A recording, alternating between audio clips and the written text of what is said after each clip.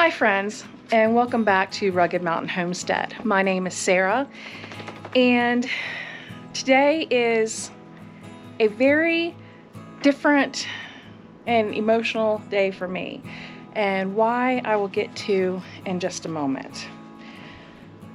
I have thought of a million different ways to start this video, and I finally just said, you know, I'm going to stop thinking about how to start it.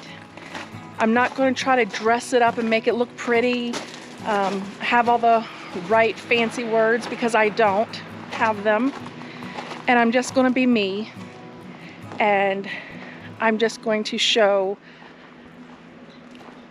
reality like I've always said I would do. I'm being transparent. But what is different about this video is I rarely give out too much of my personal opinion, I guess.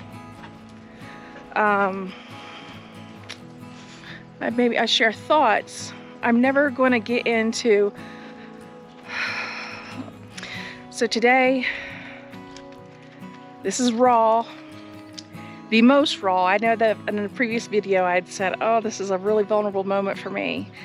I've said that once or twice, but this, I have no words. We hear people say a lot of the time, know your why. Know why you're doing things. You know, what is the real passion in you for choosing to do the things that you do in your life? Well, for a lot of people, that goes way back. And it does kind of with us too. I'm not going to get into the whole of knowing our why. A big piece that propelled us forward were the changes that took place in us around in 2019, 2020, but a really big propeller was during the pandemic. And it wasn't until the pandemic that I specifically realized, and you hear it all the time, but that our food system is broken. And everybody says, you know, oh, I hear that all the time. It's a conspiracy theory. You know, people just want to say that to put panic in you. And maybe some people do. But that's the last thing I want. But it is true.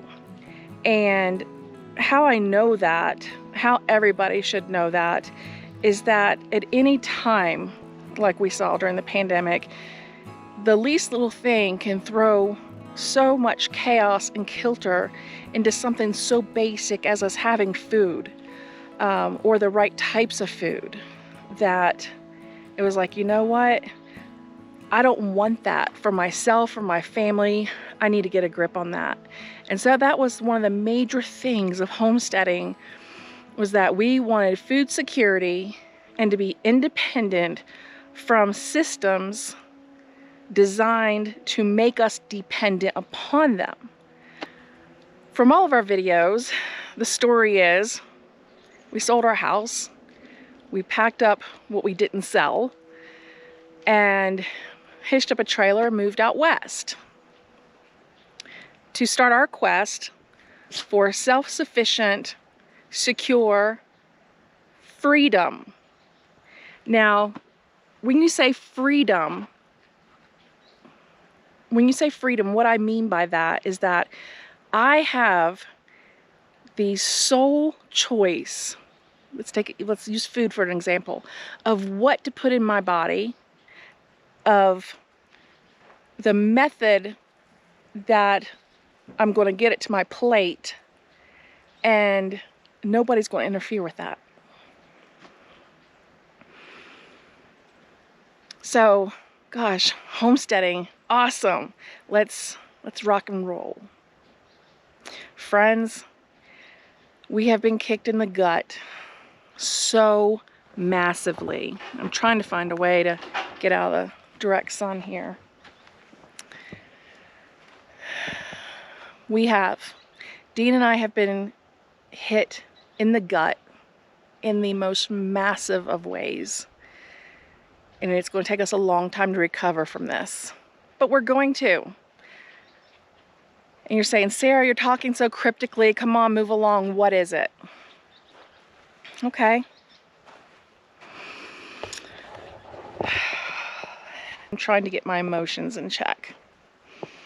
They've been all over the place, which is why you haven't heard from me in a minute.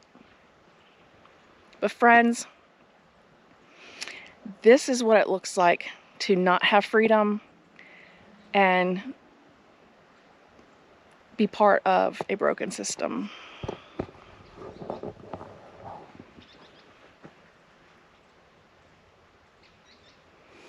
You say, okay, Sarah, that's a tomato plant. It doesn't look the greatest. Have you watered?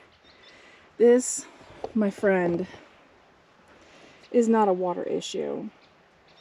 Because when you can stick your finger down in the ground a couple of inches and it come up moist, cool, it's not an issue. Here's the perfect example. Okay, let's talk about this. This is what herbicide damage looks like. This is not heat, because this plant does not bounce back in the cool of the night or the morning. It is not a lack of water, because I am out here watering every night for at least 15 to 20 minutes per bed. And these are not drooping. These are curling. Look way down here. I'm going to do the best I can to make this visible to you. I want this to be so visible. Okay, this is a tomato vine, or you could call it like here, a branch growing off the vine.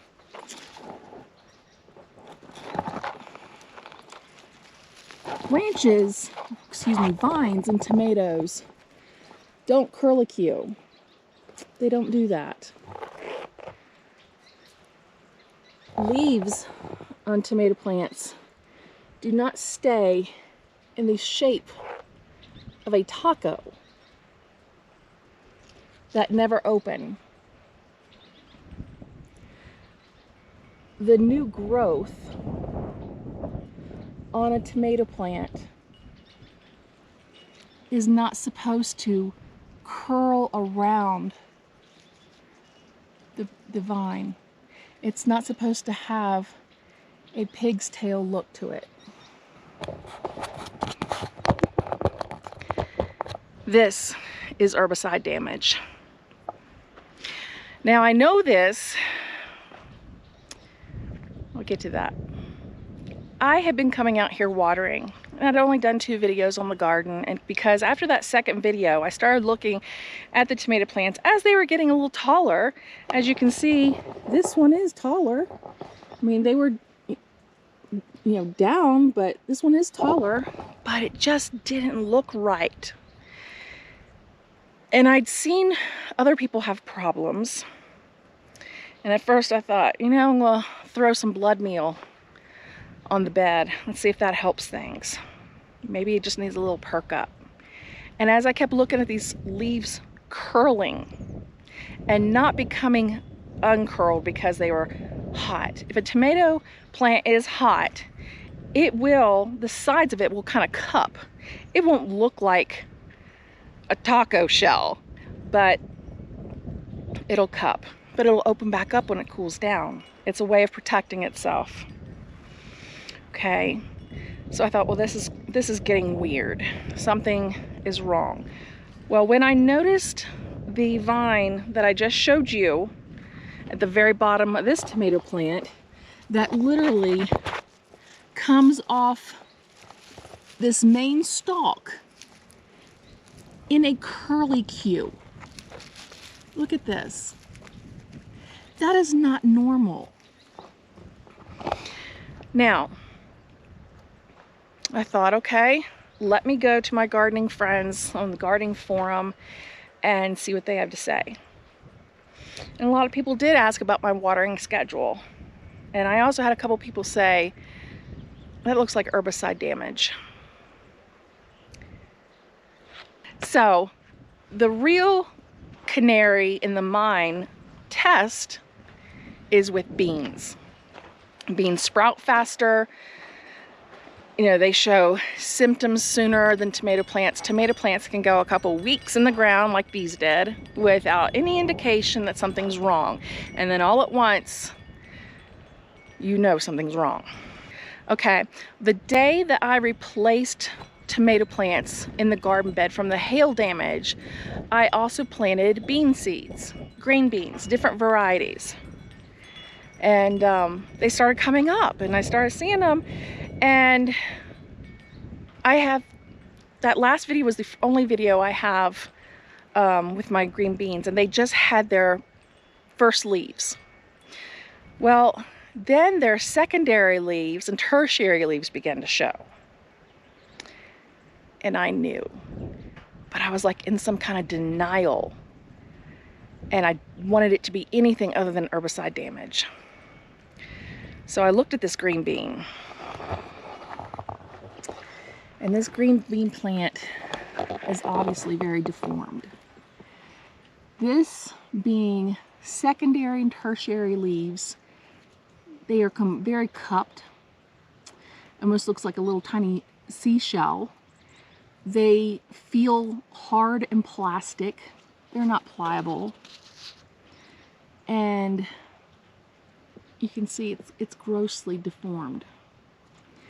And the ones that came up over here, their primary leaves are there, but you can see their secondary leaves. Something is grossly wrong.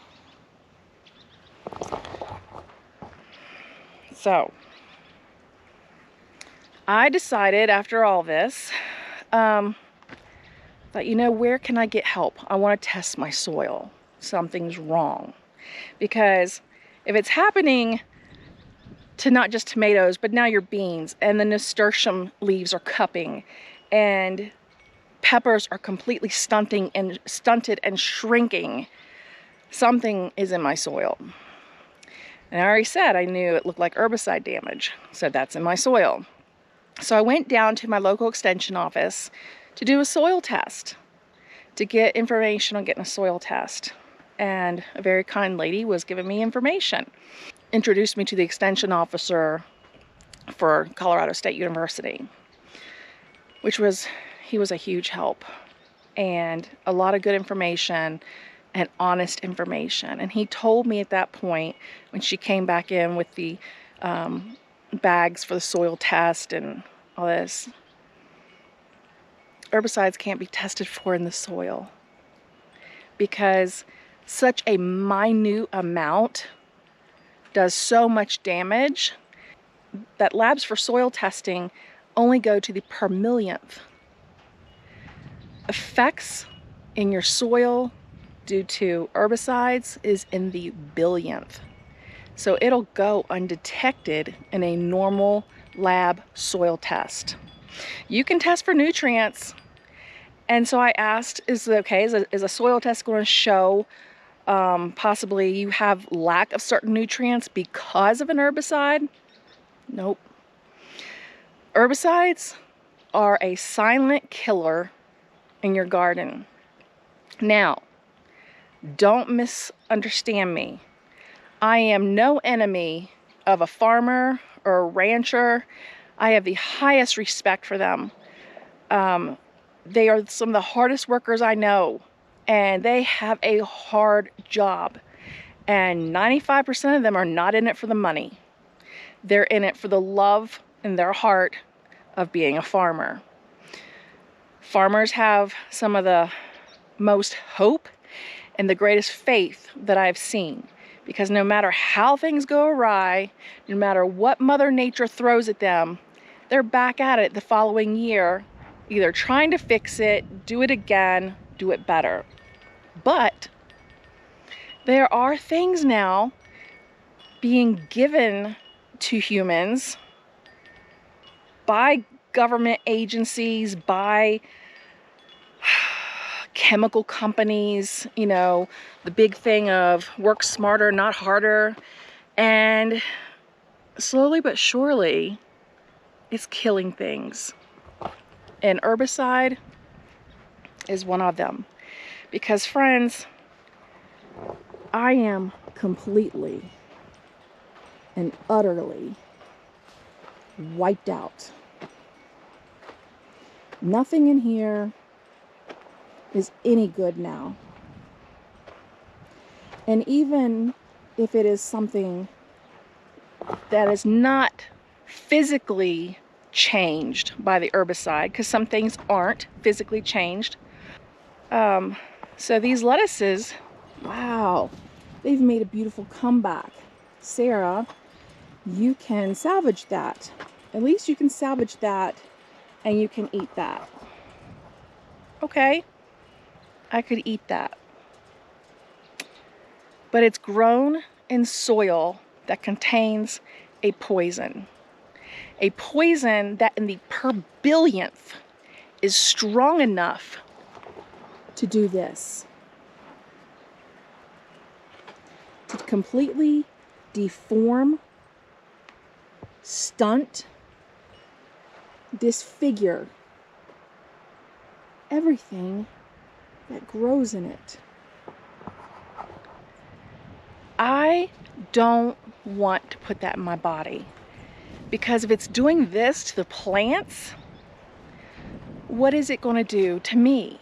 Now granted, I don't expect that I'm going to eat it and drop down dead. No. But over the course of time, it adds up. And this was part of our why. I wanted out of that. I don't want to be silently poisoned. I want the truth. If I have to go out and live independently and grow my own food and store it up for my family to have it later in the year, so be it. But you know, what we can do from a broken system is we can look at the things that are wrong, the things that are going wrong, or the things that have not worked well, served people well, and change it. And you would think that should be common sense, right? You would think, no. Because why are so many things on supermarket shelves that are so bad for you made to look so good and so tempting? Why is it that organically grown, good food is so much higher priced that it's out of some people's reach? That's ridiculous. You spend more, well, maybe you don't. I was going to say you spend more money making crap, but no, you probably don't. But you're selling it for a high price. If it's costing you 10 cents to make a box of crap and you're selling it for $4.50, and sooner or later people are going to start being sick, well, somebody's a millionaire in the meantime, or a billionaire. But now herbicides are reaching us to the extent of the home gardener. This soil did not come off my land. I am not going to say where I got the soil from. All I can say is I'm extremely disappointed. This is a hard blow. I have contacted where I purchased the soil, and unfortunately, I did not receive the reaction, the response I would have hoped or liked. So we're on our own with this one, kind of, sort of. So, you know, I guess some people could say, okay, Sarah, you've got this garden bed here, 5 feet in width and 40 feet long. Just get in there and dig out all that soil and start over. Sure, it's going to be another large cost. But then I'm just passing the problem along. I'm just having to house this soil, 3 beds of it, in some large location on my property, because why am I going to dump it to lay on the ground to then contaminate that area? You know, the cycle goes on. So instead of just glossing over it and saying, oh, you know, living in a disposable society and saying, I'm just gonna get rid of it and start over. No, how about we fix it? And look at this. This is a geranium. It was bigger when it came to me. Look at this. It didn't have these rings on the leaves. I'm just, besides being passionate about it and feeling gut punched, I'm hurt. And that's going to sound crazy to some. You're hurt. Your feelings are hurt because of your garden. Yes, because I see this as a source of hope and freedom and independence for the way that we want to live by our choice that no one should have a say in. But everything is so regulated anymore that it's almost like we don't have the complete freedom anymore. You know, and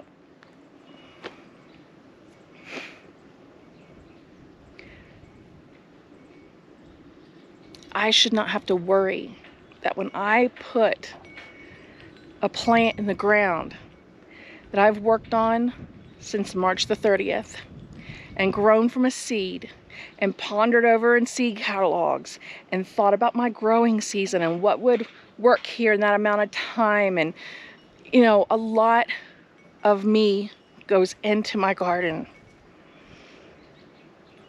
I shouldn't have to worry about waking up one morning and it being poisoned. If I woke up and my plants were gone because deer ate it, I'd say, you know, I didn't have fence up around the whole perimeter. That's on me.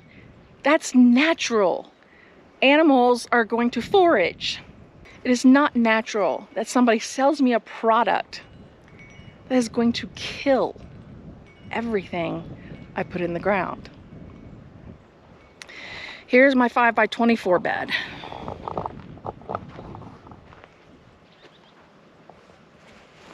Now, at first glance, you might say, that doesn't look too bad. But look, these leaves stay like this all the time. And as the new growth comes out, it is pigtailed. These aren't drooping down from heat. Look at that. That new growth does not come out of a tomato looking like that. Look at that blossom. That's not a normal blossom on a tomato, and I can tell you it's getting ready to fall off in my hand. Look at the basil plant that I planted, and it's still, everything's so stunted, and I kind of wondered about that too. I was like, well, this is weird. Why aren't things growing? And I really threw it off as to me not knowing what I'm doing in the garden in this climate. But as you can see, you know, and tomato plants are really super sensitive to it, and so they show it the most. But I can show you, and of course, the green beans. But this is not normal. That is not a droopy, it's curling over. You know, it just, it saddens me, it sickens me, you know. You know, and maybe if I even received a response of, I'm sorry that's happening to you. I'm sorry that you're going through that. I'm sorry all your hard work is for naught. Maybe I might just feel like, you know what, let's just not go this route anymore then. I'm not asking for my money back. I just want the problem to not be there.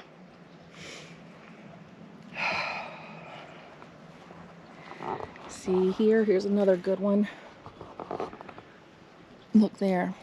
there is new growth in the middle of that plant.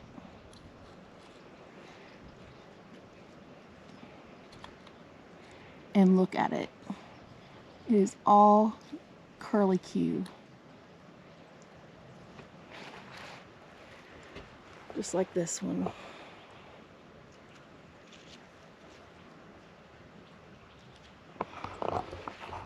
Okay, Sarah, so what's the big deal? You got some diseased plants. They'll grow out of it. Just gonna take longer. They might be stunted. You might not get as much from it. Nope. No. They've all got to go. Every last one of them. For more reasons than just what I said about the lettuce. I don't want to ingest that. They're not going to grow out of this. They're not going to produce. They are poisoned. A pepper plant. Pepper's leaves do not cup like this. This is not normal. Look at here. Look at this one. The new growth up there. Leaves don't come out like that on peppers. Now, I have been gardening long enough to know that, whether I'm in an unfamiliar climate or not. So here's my other green beans.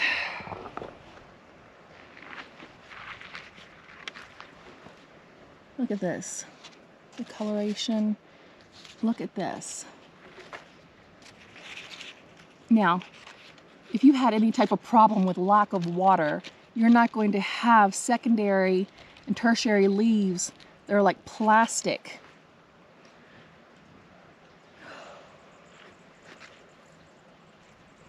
Or that look deformed. This is what happens when poison gets in your system. When you hear of poison, you know, toxic chemicals getting in the water and then people getting cancer, you know, people are outraged. That shouldn't happen. Well, why? It shouldn't happen in our food either, but it does. I have never worked as hard as a modern day farmer. I've worked hard, but I've never worked that hard in my life. And I'm sure they're frustrated because, you know, they're being called upon to provide an almost perfect product when there is no such thing, because we live in a world of imperfections. No human being is perfect, so you're not going to have the perfect carrot, the perfect bale of hay, the perfect, but then you've got companies saying, okay, well, if you use this, then you won't have this weed problem. The herbicide that is suspected on these gardens, Milestone.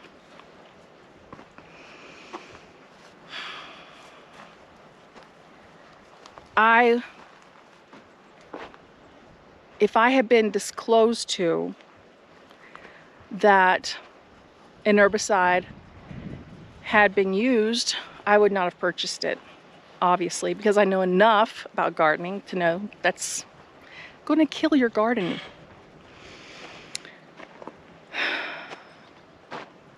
So while an herbicide may not be sprayed on a field or on the soil which you purchase, if you're purchasing anything that, whether it be manure, compost, soil, where livestock have run on it, and that livestock have been fed or foraged in an area that has been treated with an herbicide, they are going to digest that herbicide. It's going to come out in their manure. It's going to go into the ground. And it's still active and alive. Horses are especially bad for this because they only have one stomach. So it moves through their body a lot faster than, say, an animal that has multiple stomachs. As I was trying to research this, which is why I've had a little bit of a hiatus off of YouTube, I came across that there are no regulations for livestock grazing on pastures that have been treated with an herbicide. So while warning labels may tell you keep your children and your pets and everything off of this field while you treat it until it dries, it's okay for livestock. It's okay for a lactating animal to eat the grasses off the pasture that have been treated and then be milked or slaughtered and sold. Why is that? That's what I mean when I say our food system is broken. Why do these large corporations, government entities, why are they making it so hard for people just to live and farm? And that's where I'm saying I'm trying not to go.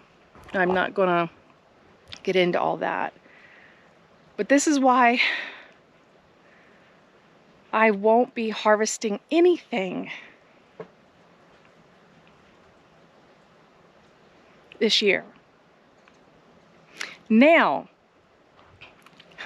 there might have been a glimmer of hope, because for a while the third bed didn't get filled, and I wasn't in any hurry because I was busy with these.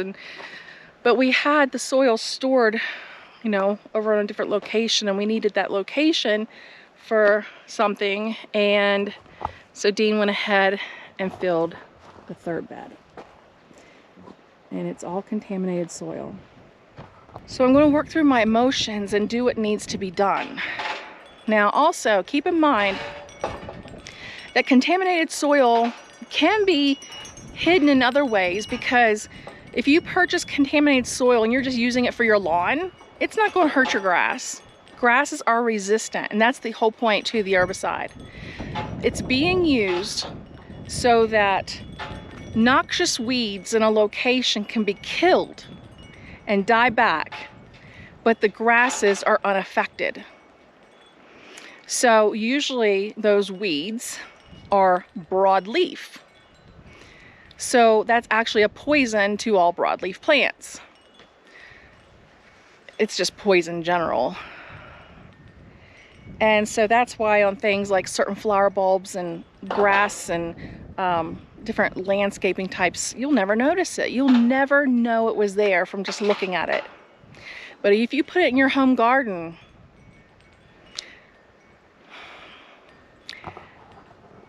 this is what you get. So, people say they're going to put their big girl pants on. Well, put my big girl gloves on.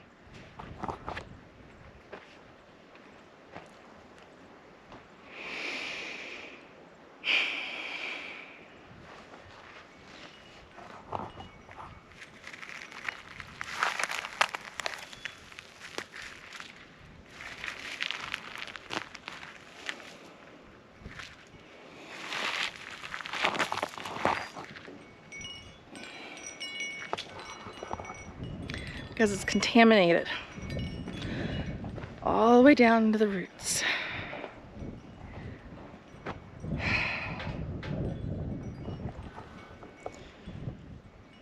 So everything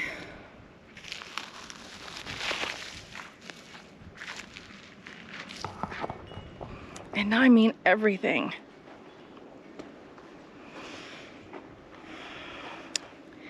in this garden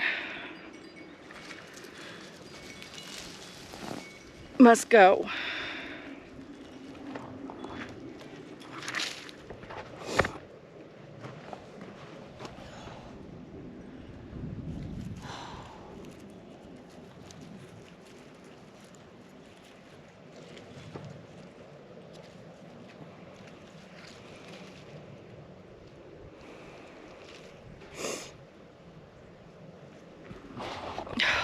Friends, it's time we woke up.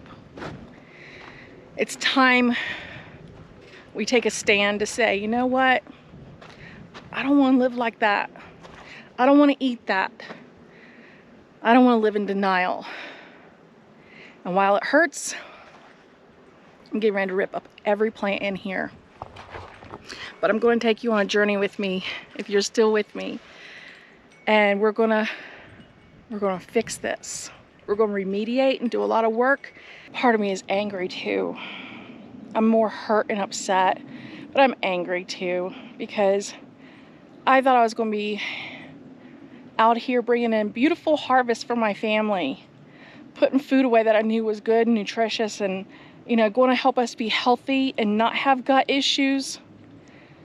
And then I was going to be able to share it with other people, that because of inflation, that even buying cheap groceries is getting out of reach for some people. And in America, we should not have a problem feeding ourselves. But that's where we're going. So now, because herbicides are residual, they can last in your soil several years. But I'm going to do things, and I'm going to bring you along with me for that journey, that can work to heal the soil, so that hopefully next year I will be able to plant and harvest and preserve for my family and for anyone else that would like to have access to good, nutritional, whole, real food, not anything genetically modified. But for another year, I'm going to be with a lot of other people, dependent on the grocery store. I will still continue to do my bulk hauls, but you're dependent on their supply as well. I was hoping just to get down to the point of ordering what I can't, do for myself. We're not going to grow wheat here to make flour. We're not going to be growing sugar cane. I wanted to get down to being dependent for as little as possible. I should have been able to come out to my garden and harvest food for Dean and I to have a nice salad for dinner, or to make salsa, or to roast squash.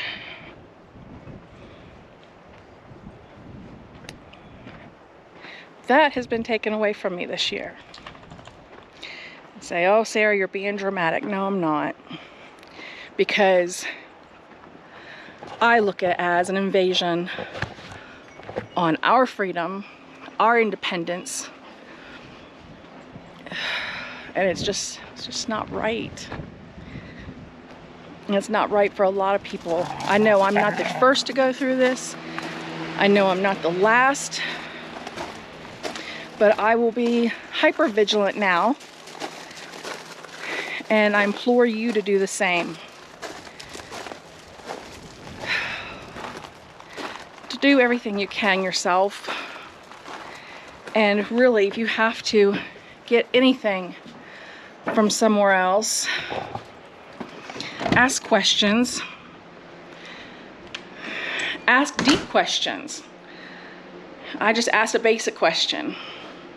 This is an opportunity for me to research and learn more about soil, how it works, its health, and for me to be able to, in the future, gain more freedom. It also opens up an opportunity for me, and I've been thinking about this, to do a series on homesteading where you are, homesteading in a suburban environment, because that's what this is going to feel like for a little bit. Here we traveled out here, found our dream place, built a home, built outbuildings, did all this work, and now we're going to be living just as though we were in a suburban neighborhood. Kind of. Food-wise, anyway. So maybe let's go down that road together too. Learning how to be a little bit more self-sufficient. Say, you know what?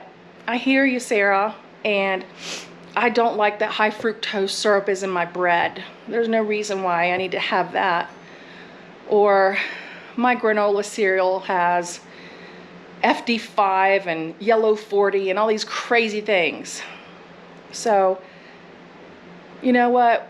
We can bake bread, we can make granola, we can find organic produce and can it, freeze it. There's still a lot of things you can do to get started. There's a lot of things I'm going to have to do again.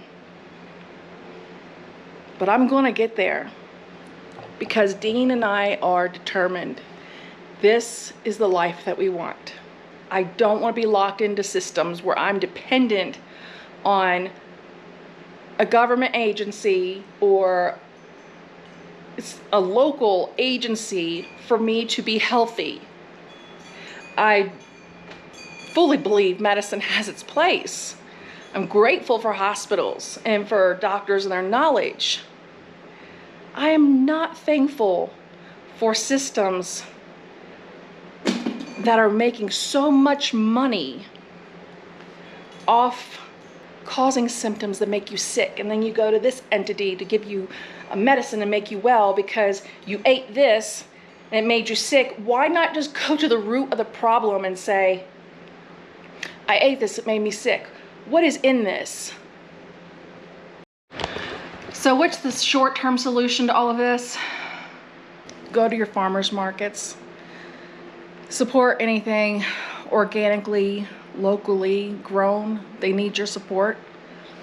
You cannot get an organic certification if you have any type of contaminants in your soil, in your fields, in your plants.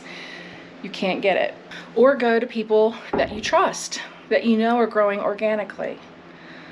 You know, if you have friends that have farms or gardens or anything like that, and just work up from there. So, you know, when you go to make burgers on the grill and put a salad and corn on the cob and get it organic, it's going to cost a little extra, friends, and I think it's completely wrong. It shouldn't. And I know with inflation being as crazy as it is, it's hard just to put food on the table, much less organic food. It's so wrong because the very start of your health lies within your gut and what you put into it. So let's do every little thing that we can, and step by step it will compound and it will make a difference. And yes, that one tiny little thing that seems so insignificant to you is something significant to somebody else. Somebody else sees you and they see what you're doing and they're going to try it, and just goes on down the line. And some people are going to laugh at you. And you know what changed me? I got sick. I got very, very sick. And what healed me? I changed my lifestyle. That is another story for another time of how I was so ill with one of my organs. And I was on so many medications. And how I was able to come off those medications and get better was through healing my gut. Something as simple but as important as that. So I'm going to call it a day there. If this is your first time with me, you really caught me on one heck of a day filled with emotion and passion and frustration. So thank each and every one of you for stopping by Rugged Mountain Homestead, for joining me today, for going with me on this most difficult day down to the garden to rip plants up. Having someone to talk to can kind of help stabilize the situation a little bit. So thank you for being there. And we will continue down this road together and see what we can start doing where we are. And if I could ask you to share this video, I would appreciate it so much. Share it to your social media, because we need to be honest with ourselves and say, stuff is happening that's not good for us, and we need to change it. And collectively, with enough people wanting to make a change, I believe we can. Our farmers and ranchers are working for us. They work hard and they have a hard job. And regulatory agencies make their life very difficult. So don't take this as, it's a crusade against anyone.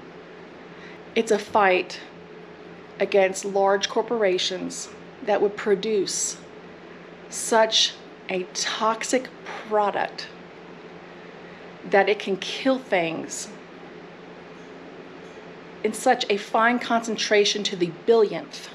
So this has been very, very hard for me, and this is why you haven't seen me for a little bit, because I've been trying to figure out what I'm going to do and how I'm going to do it. And I'm going to work on healing that soil instead of passing the problem along. I want to be part of the solution. So for the next year, while we're going to be food dependent, I'm going to take it as an opportunity for us together to maybe do a series on things that you can do self-sufficiently before you lead a self-sufficient lifestyle, things that you can implement in your home very simply.